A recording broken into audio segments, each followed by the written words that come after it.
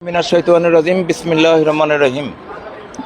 আজকের এই দিনটা এবং ক্ষণটার জন্য আমরা চাতক পাখির মতো অপেক্ষা করতেছিলাম। আল্লাহ পাকের দরবারে লাখো কোটি শুকরিয়া। আল্লাহ পাক আমাদের জন্য সুসংবাদ বয়ে নিয়ে এসেছে। সেই মহান পরাক্রমশালী বাদশাহ আল্লাহ পাকের দরবারে হাজারো শুকরিয়া। সবাই একবার সমস্যারে বলি আলহামদুলিল্লাহ। সেই সঙ্গে ধন্যবাদ জানাতে চাই আমার প্রিয় নেতা তারেক রহমান। তারুণ্যের অহংকার বাংলাদেশের লক্ষ কোটি কোটি নেতা কর্মী বাংলাদেশে রেখে সুদীর্ঘ 17টা বছর বিদেশ বিভুঁয়ে মানবেতর জীবনযাপন করছে। গত ফ্যাসিস্ট সরকারের বিরুদ্ধে আন্দোলনে নেতৃত্ব দিয়েছেন। তেনার আন্দোলনের নেতৃত্বেই আমরা বাংলাদেশ জাতীয়তাবাদী দলের লক্ষ কোটি কোটি নেতারা অংশগ্রহণ করে বুকের তাজা টাটকা রক্ত রাজপথ রঞ্জিত করে আমরা ফ্যাসিস্ট সরকারের পতন ঘটিয়ে দিয়েছি। আমি আন্তরিকভাবে ধন্যবাদ জানাতে চাই আমাদের প্রিয় নেত্রী, স্বাধীনতার সার্বভৌমত্ব রক্ষার অত্যন্ত প্রহরী, যিনি ফ্যাসিস্ট সরকারের 17টা বছর অন্যায় অত্যাচার জুলুম নির্যাতন বুকে ধারণ করে এই প্রিয় সংগঠন, তার স্বামীর হাতে গড়া সংগঠন বুকে আগলে রেখেছিলেন। আগামী ত্রয়োদশ জাতীয় সংসদ নির্বাচন অনুষ্ঠিত হবে। প্রাথমিক পর্যায়ে একটা রূপরেখা দাঁড় করিয়েছেন, তাতে আমরা ধরেই নিতে পারি 2026 সালের ফেব্রুয়ারি মাসের প্রথমার্ধে সেই নির্বাচনকে সামনে রেখেই আমার প্রিয় সংগঠন বাংলাদেশ জাতীয়তাবাদী দলের চেয়ারপারসন, আমাদের প্রিয় নেতা, যে নেতাকে নিয়ে আমরা স্বপ্ন দেখি, আমরা কিন্তু সেই স্বপ্ন দেখি না। যে স্বপ্ন মানুষ ঘুমিয়ে ঘুমিয়ে দেখে, আমরা সেই নেতাকে নিয়ে সেই স্বপ্ন দেখি যে স্বপ্ন পূরণের প্রত্যাশায় মানুষকে ঘুমোতেই দেয় না। সেই প্রিয় নেতা আজকে সন্ধ্যার দিকে নাটোর 4 আসন গুদাসপুর বড়াই গ্রামের প্রার্থী হিসাবে আমার নাম ঘোষণা করেছেন।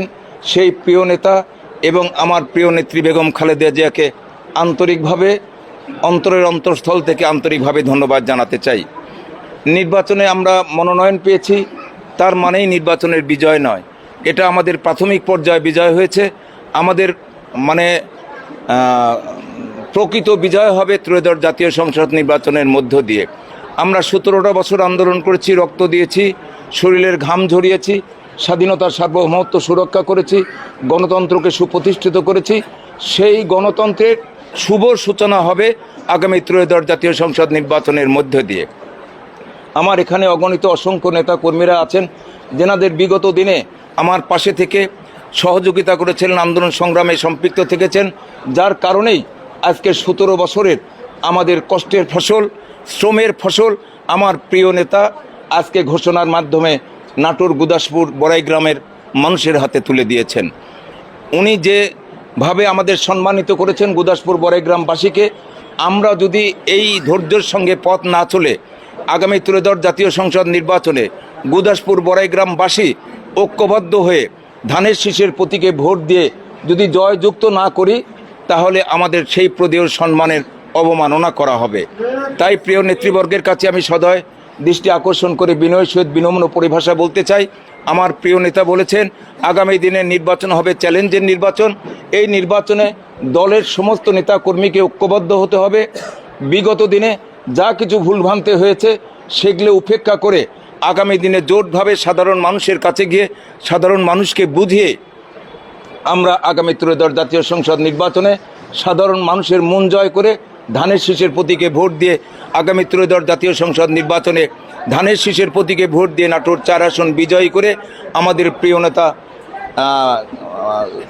তারেক রহমানের হাতকে শক্তিশালী করতে চাই, আমাদের প্রিয় নেত্রী খালেদা জিয়ার হাতকে শক্তিশালী করতে চাই।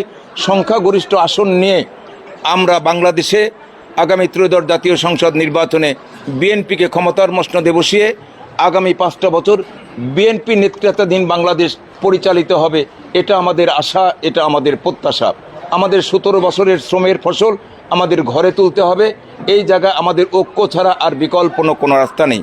গুদাসপুর বড়াই গ্রামবাসীর পক্ষ থেকে আমার প্রিয় নেতা তারেক রহমানকে আবার ধন্যবাদ জানাই, আমার নেত্রী খালেদা জিয়াকে ধন্যবাদ জানাই, আমাদের প্রিয় নেতা নাটোরের অহংকার, নাটোরের গর্ব দুলু ভাইকে আন্তরিকভাবে ধন্যবাদ জানাতে চাই। প্রিন্ট মিডিয়া, ইলেকট্রনিক মিডিয়া এখানে আছেন, যাদের লেখনের মাধ্যমে এবং প্রদর্শনের মাধ্যমে বাংলাদেশের মধ্যেই এই দৃশ্য প্রতীয়মান হবে না, প্রদর্শিত হবে না, পৃথিবীর আনাচে কানাচে পথে প্রান্তরে শহর বাজার গঞ্জে 18 কোটি মানুষের দৃষ্টিগোচর হবে, কর্ণগোচর হবে। সাংবাদিক ভাইদের আন্তরিক ধন্যবাদ জানিয়ে আমি আমার বক্তব্য শেষ করছি। আল্লাহ হাফেজ। বাংলাদেশ জিন্দাবাদ। শেষে বলি, কর্মীদের আনন্দ উল্লাস থেকে বিরত থাকতে হবে। আমার প্রিয় নেতা তারেক রহমান বলেছেন, মনোনয়ন আমরা একজনকে দিব, কিন্তু ওই আসনে মনোনয়ন প্রত্যাশীর সংখ্যা অনেক বেশি। তারা মন খারাপ করবে, তাদের পাশে যেতে হবে। তাদের সমর্থনের যে নেতা কর্মীগুলো আছে তাদেরকে পাশে নিয়ে এক কাতারে এসে সহনশীল আচরণ করে আগামী ত্রয়োদশ জাতীয় সংসদ নির্বাচন বৈতরণী আমরা পাড়ি দিতে চাই। এই বিজয় নয়, বিজয় হচ্ছে আগামী ত্রয়োদশ জাতীয় সংসদ নির্বাচনের মধ্যে দিয়ে আমাদের যদি বিজয় হয়, সেই বিজয় হবে আমাদের প্রকৃত বিজয়। আমাদের প্রিয় নেতা তারেক রহমান 31 দফা কর্মসূচি দিয়েছেন। 31 দফা কর্মসূচি আমরা প্রত্যেকটা মানুষের দ্বারে দ্বারে গিয়ে বোঝাবো।